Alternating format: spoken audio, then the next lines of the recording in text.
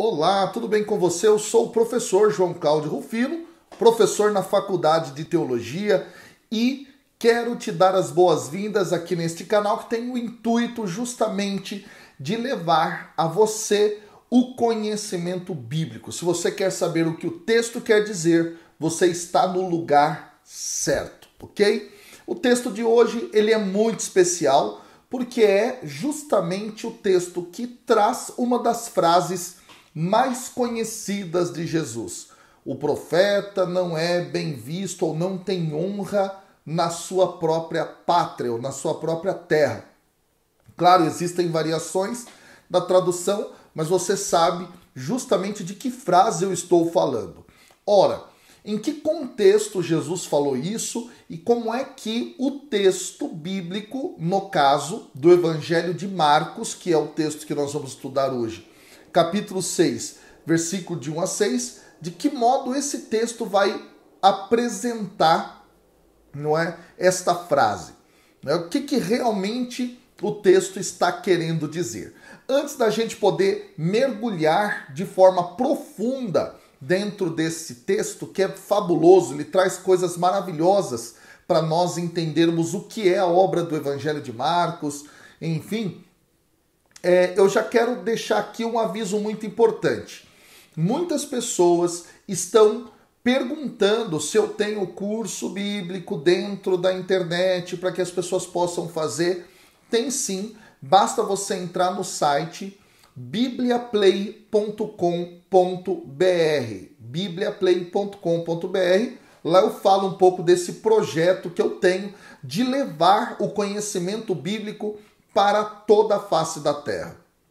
Dado aviso, quero te pedir que você possa curtir, compartilhar e comentar aqui embaixo. Por favor, deixe os seus comentários, eu leio todos eles e eles são muito importantes para que eu saiba como é que tem sido para você a experiência desse estudo bíblico realmente aprofundado. Beleza? Conto, portanto, com a sua ajuda. Vamos ao texto, vamos compreendê-lo de forma profunda. Diz assim: saindo dali, foi para sua pátria e os seus discípulos o seguiram.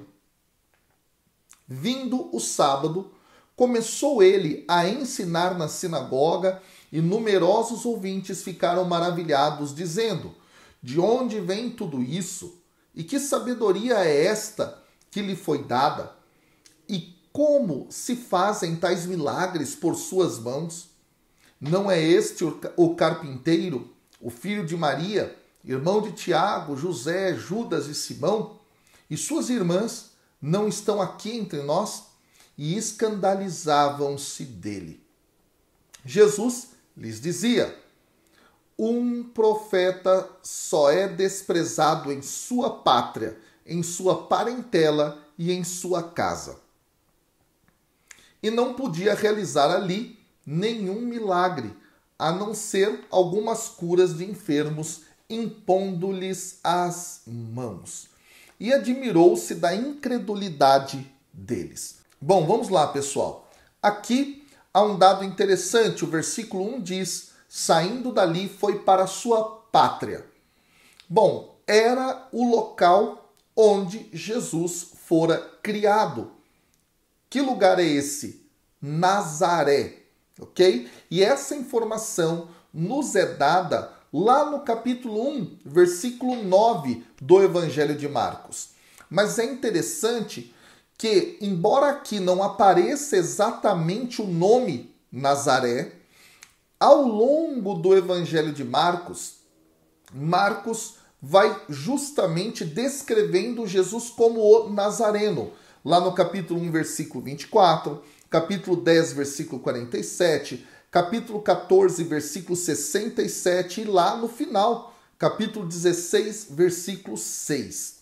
Esse dado é interessante, tá?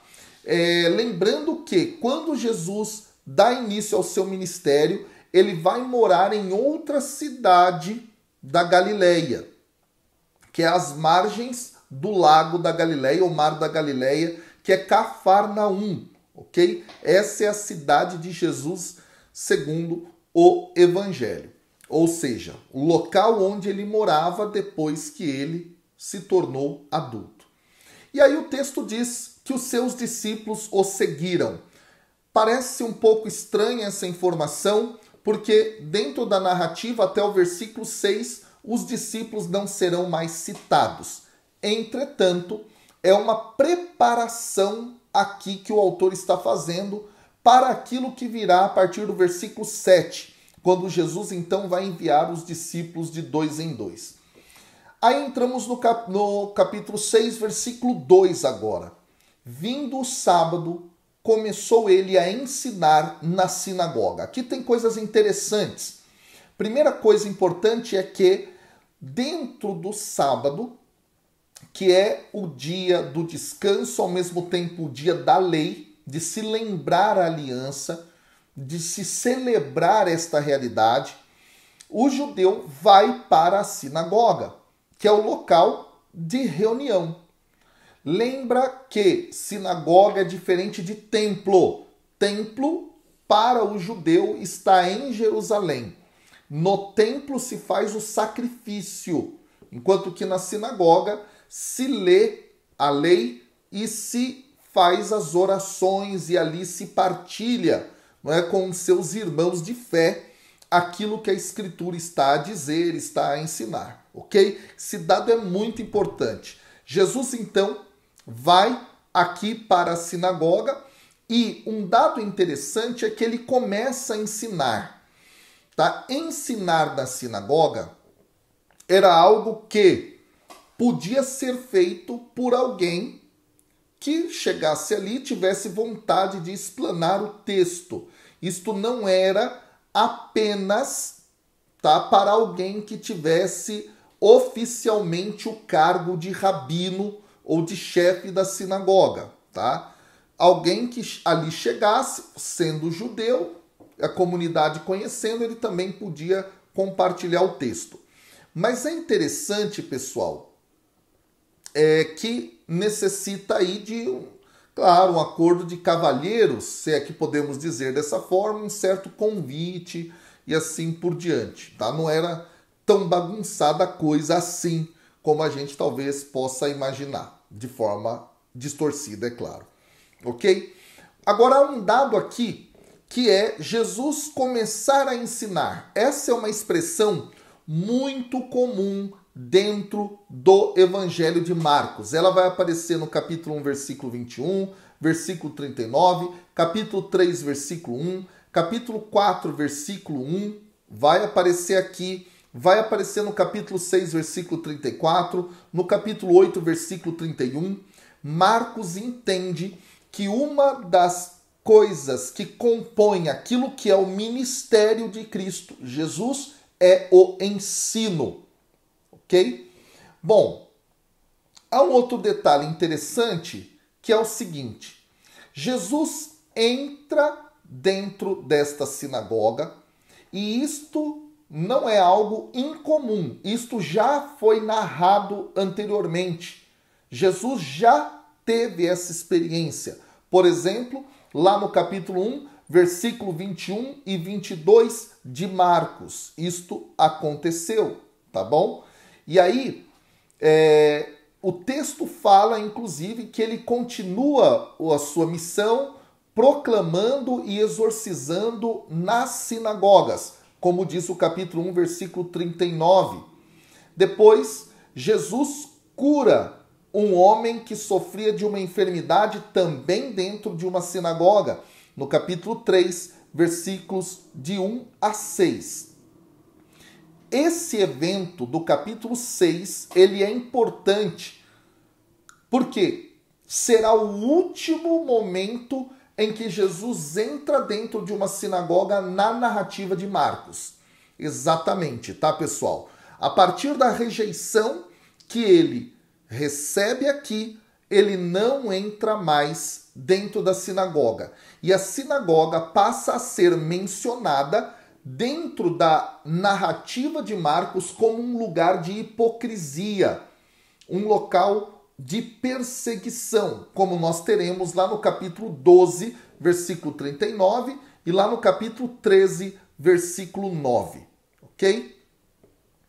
Bom, então vamos lá. Jesus está dentro da sinagoga, está fazendo o ensinamento e o texto diz que numerosos ouvintes ficaram maravilhados. Aqui o termo maravilhado é justamente o termo ekplesen. E esse verbo, tá, é o mesmo que é usado para descrever a reação ao ensinamento de Jesus, presente lá no capítulo 1, versículo 22 de Marcos e também no capítulo 11, versículo 18, tá? E aqui, portanto, parece haver por parte das pessoas esta aceitação. Não é? Eles ficam maravilhados diante daquilo que estão ouvindo. Agora, é muito interessante isso, porque o texto parece agora trazer uma espécie de contradição, uma espécie de paradoxo. Por quê? Porque a forma como eles ficam maravilhados é dizendo. E dizendo o quê? A partir desse momento, 5 perguntas estes ouvintes farão. 5, tá? E a primeira pergunta é: de onde vem tudo isso? Depois, e que sabedoria é esta que lhe foi dada? Depois, e como se fazem tais milagres por suas mãos? Quarta pergunta: não é este o carpinteiro, filho de Maria, tal? E a quinta pergunta: e as suas irmãs não estão aqui entre nós? 5 perguntas, portanto, são feitas agora.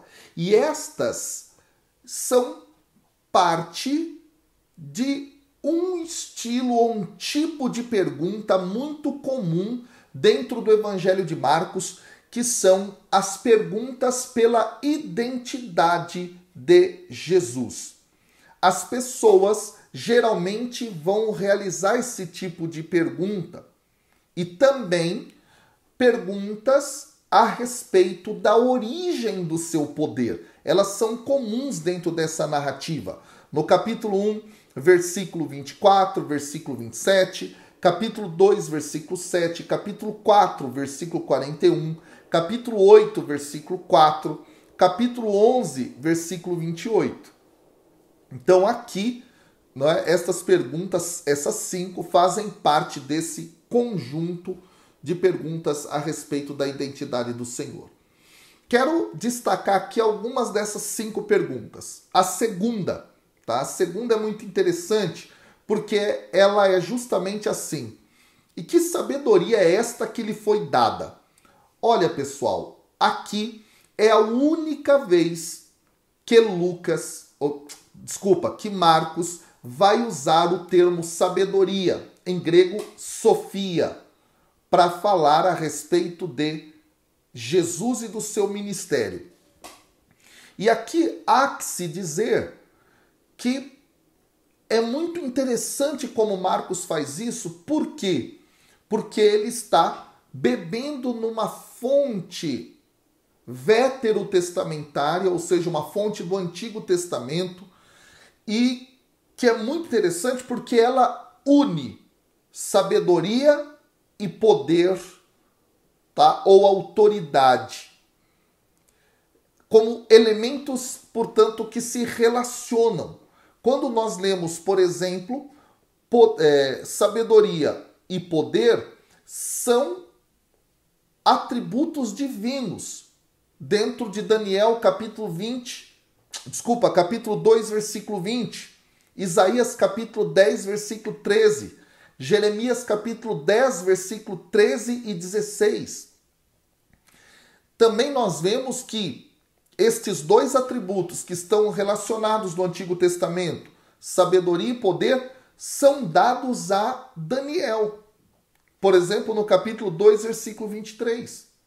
É muito interessante isso.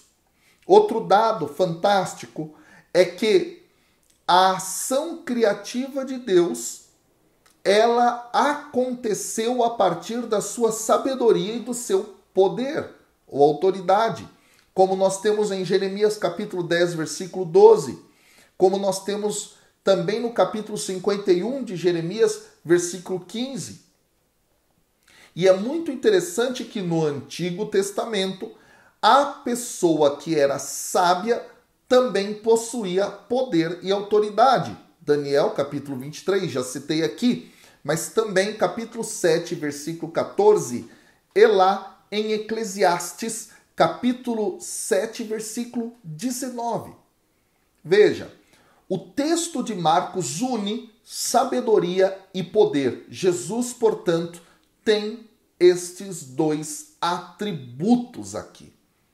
Tá? E o poder nós vamos ver justamente na pergunta, que é a pergunta de número 3, a terceira pergunta. E como se fazem tais milagres por suas mãos? Olha que pergunta interessante. O que está em jogo aqui? Quando nós lemos o texto do Antigo Testamento, é por meio das mãos de Deus que o povo é liberto da escravidão do Egito. Então, a mão do Senhor. Essa expressão justamente aponta para a realidade de Deus que tem poder. E isso está dentro, especialmente, do credo de Israel, lá no capítulo 4, versículo 34 de Deuteronômio, quando se diz que Deus libertou o seu povo realizando sinais, prodígios, maravilhas pela sua mão poderosa e pelo seu braço estendido. Isso também está presente no capítulo 5, versículo 15 de Deuteronômio, capítulo 7, versículo 19 lá de Deuteronômio, também em Êxodo, capítulo 7, versículo 4 e capítulo 32, versículo 11. Em Juízes, por exemplo, capítulo 6, versículo 36, Gideão, o juiz, ele ora a Deus e ele pede que o Senhor liberte Israel pela sua mão. Olha que dado interessante. Neste sentido aqui, portanto, não é? O texto está fazendo uma referência à ação poderosa de Deus na realidade, na história, por meio de Jesus. Não é? Como é que ele pode realizar tantos milagres assim pelas suas mãos? Não é? Muito interessante isso. Aí nós temos a quarta pergunta. Lá no versículo 3. Não é este o carpinteiro? Em grego, o termo usado aqui para tradução em português carpinteiro é o termo tekton. E o termo tekton, pessoal, é um termo que é utilizado não apenas para pessoas que trabalham fazendo coisas de madeira, mas para pessoas que trabalham em construção de casas. É muito interessante isso, tá?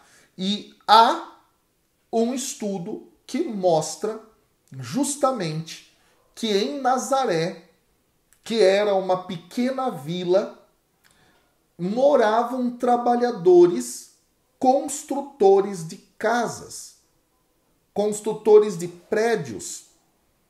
E muito se crê, a partir das escavações, porque acharam em Nazaré uma pedreira, que aqueles que ali moravam trabalhavam como tecta, né, ou pedreiros, tá? Na construção de uma cidade que fica a poucos quilômetros dali, que é Séforis, que não é citada sequer uma vez na Bíblia. Séforis era uma das cidades mais belas da região e mais ricas da região, segundo o historiador Flávio Josefo, historiador da época, tá? Então é muito interessante isso. Então é possível que Jesus, que é descrito como carpinteiro, e o seu pai, José, tenham trabalhado na construção de casas, tá bom? não só fazendo utensílios de madeira, como comumente nós temos na nossa mente, no nosso imaginário. Ok? Um outro dado interessante é que pessoas que tinham trabalhos manuais dentro da cultura greco-romana eram pessoas que se assemelhavam a escravos. Pessoas que, para a concepção da época, não tinham valor. Bom, outro dado interessante a respeito dessa questão é que, no período do cristianismo primitivo, alguns pagãos, pessoal, ficavam fazendo chacota aos cristãos pelo fato de que eles adoravam um Deus que trabalhava com as mãos, sendo um tecton, sendo um construtor de casas ou um carpinteiro qualquer. A gente encontra isso lá no segundo século, na obra de um autor chamado Celso, que escreve tirando sarro dos cristãos, e Orígenes, que é um cristão desse período também, rebate justamente num livro chamado Contra Celso, no capítulo 6, nos números 34 e também no 36, não é? E é muito interessante isso. Chamar Jesus aqui, portanto, de carpinteiro, de tecton, é, de alguma forma, mencionar sua origem humilde, sua origem pobre, não é? Mencionar, portanto, algo que pode ter um sentido até pejorativo. E isso parece estar em consonância com a próxima informação. Porque dentro da pergunta eles dizem assim, não é? Não é esse o carpinteiro, o filho de Maria? Gente, aqui é a única vez dentro de Marcos que a mãe de Jesus é chamada pelo seu nome. A pergunta é, por quê? Por quê? Aqui é um dado interessante. Não era usual se utilizar, quando se tratava de falar de filiação, o nome da mãe, mas sim o nome do pai. Esse ponto é muito importante. E, segundo alguns autores daquela época, chamar, por exemplo, o filho a partir do nome da sua mãe era algo ofensivo. Isso mostrava um certo tipo de insulto ou ainda um certo tipo de ideia de ilegitimidade. Olha que dado interessante. Portanto, aqui, duas expressões, não é, que de alguma forma querem rebaixar Jesus. Carpinteiro e filho de Maria. Isso nós temos, por exemplo, explicitado no exemplo que é dado por Flávio Joséfo no seu livro As Guerras Judaicas, quando ele fala, por exemplo, de João, o filho de Dorcas. Dorcas é uma mulher, não é? E ele mostra isso de uma forma pejorativa. E depois um outro exemplo nos próprios livros de Flávio Joséfo, como, por exemplo, na sua autobiografia, não é? José, o filho de Iatrine. Muito interessante isso. E aí parece que tem uma conotação, portanto, negativa aqui. E aí, então, o texto diz, irmão de Tiago, José, Judas e Simão. Bom, sobre essa questão de Maria ter tido mais filhos, eu tenho um outro vídeo aqui no canal onde eu explico isso, tá bom? Então dá uma procurada lá. Eu explico direitinho essa questão. Nós já sabemos que isso não tem a ver com filhos de sangue e assim por diante. Enfim, deixo outro vídeo para você poder assistir, beleza? Agora, o que a gente traz aqui de dado interessante? Que possivelmente a família de Jesus era uma família muito religiosa. Por quê? Porque os nomes dos seus familiares, Tiago, José, Judas e Simão, são nomes de patriarcas do povo de Israel. Tiago, eu não sei se você sabia, em hebraico é Yaakov. Yaakov é Jacó, tá bom? José, nem precisa dizer. Judas, de Judá. Judas é Judá. E Simão é Simeão. são nomes, portanto, de patriarcas das tribos de Israel. Quem trabalha um pouco isso é um autor chamado Gundry, não é? Falando sobre essa questão, e um outro autor muito famoso que é o Maia, não é? No Judeu Marginal, que é um livro bastante interessante a respeito do Jesus histórico. Bom, enfim, o texto então traz uma quinta pergunta a respeito das irmãs de Jesus, que eram aquelas que estavam lá entre eles, não é? E o texto vai encerrando, trazendo algumas informações, dizendo que aqueles que ali estavam se escandalizaram dele. Esse dado é muito interessante, pessoal, tá? O que está em jogo aqui? Parece que houve uma mudança abrupta, porque no começo eles estavam maravilhados, agora eles estão escandalizados. Então, parece que o questionamento deles, as 5 perguntas em sequência que eles fazem entre si, os conduz justamente a uma perda desse maravilhamento, não é? Dessa aceitação do ensino de Jesus. Tá? E aí Jesus, então, lhes dizia, Jesus sacou a conversa daquele pessoal e aí ele solta a frase: um profeta só é desprezado em sua pátria, em sua parentela e em sua casa. Aqui é um dado interessante, tá bom? Jesus então declara que é normal que haja a rejeição de um profeta por parte do seu próprio povo.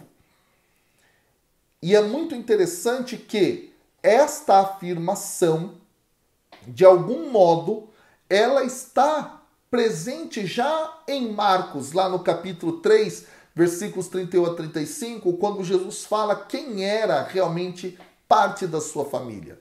Tá? Esse dado é muito interessante. Um outro dado é que no Antigo Testamento é comum relatos de profetas que são rejeitados. Segundo o livro de Crônicas, capítulo 33, versículo 16, Jeremias, capítulo 11, versículo 21, tá? Esse dado é muito interessante. Nós temos isso também em Jeremias, capítulo 35, versículo 15, Ezequiel, capítulo 2, versículo 5, Oséias, capítulo 9, versículo 7, Daniel, capítulo 9, versículo 6 e versículo 10, enfim, tá bom? Esta rejeição era algo comum dentro da tradição de Israel. Agora, há um dado interessante. Essa rejeição parece, de algum modo, estar ligada à rejeição que Jesus vai sofrer lá em Jerusalém, mais à frente dentro dessa narrativa. Nos lembrando justamente de uma figura muito importante lá no Antigo Testamento, que é a figura do servo sofredor, em um dos 4 cânticos que estão presentes no segundo Isaías. Tá? E um desses cânticos é o capítulo 53, no versículo 3, que fala a respeito de que este servo sofredor, ele não é honrado, ele não tem honra, não é, por parte do seu povo. E aí eu quero só recordar um dado fundamental. Marcos elabora uma cristologia e nesta cristologia ele justamente vai mostrar que Jesus é o servo sofredor. Tá bom? Esse dado é muito interessante aqui. Agora, por fim, é interessante saber que esta maneira de pensar, ou seja, que alguém não é bem recebido na sua própria pátria ou entre sua própria família ou entre seu próprio povo, era um tipo de pensamento comum da época. A gente tem isso, por exemplo, no Evangelho Apócrifo de Tomé, lá no capítulo 31, ou no número 31, né, ou melhor. Você vai ter justamente essa frase, claro, desenvolvida de uma outra maneira, tá bom? Mas está presente também num manuscrito chamado Papiro oxírincos, não é? Nós temos isso no capítulo 31, versículos de 1 a 2. É um manuscrito antigo do cristianismo, tá? Isso estará presente. Agora, também no helenismo, ou seja, na cultura grega, isso era comum. Nós temos, por exemplo, um livro chamado Discursos, de um autor chamado Diocrisóstomo. No capítulo 47, no número 6, ele usa justamente essa expressão, falando assim, não é?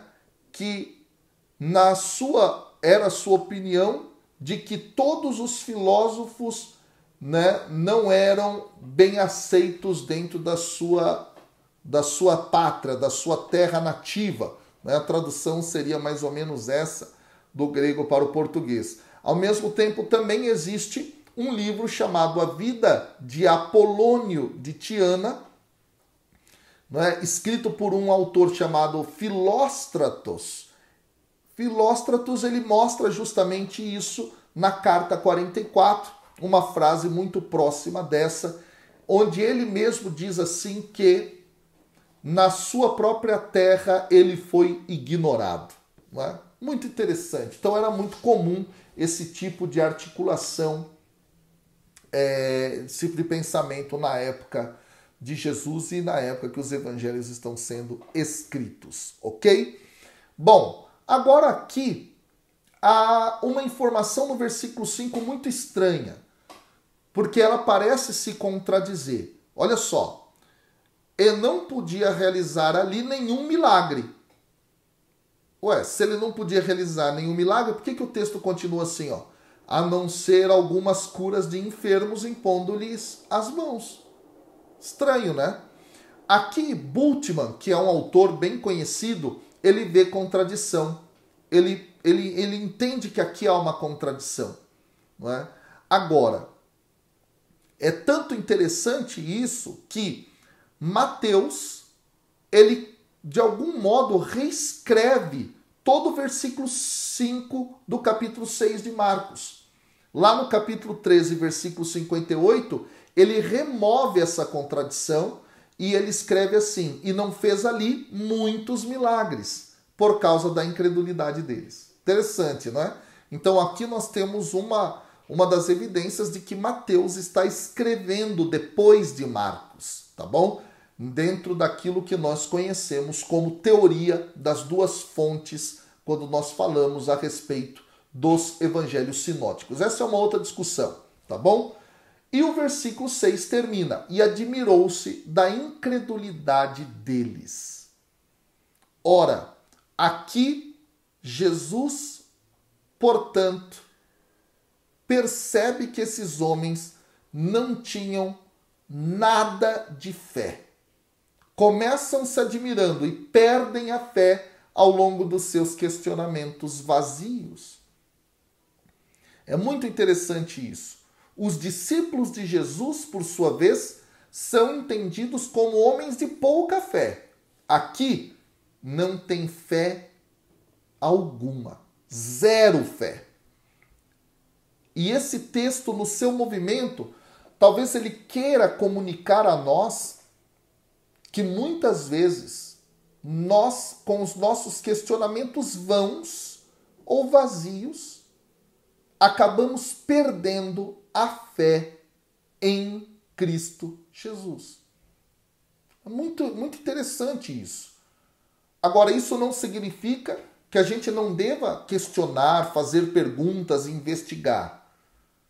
Só que é preciso entender que muitas vezes, se nós não sabemos fazer boas perguntas e fazemos perguntas vazias, elas podem nos levar à incredulidade.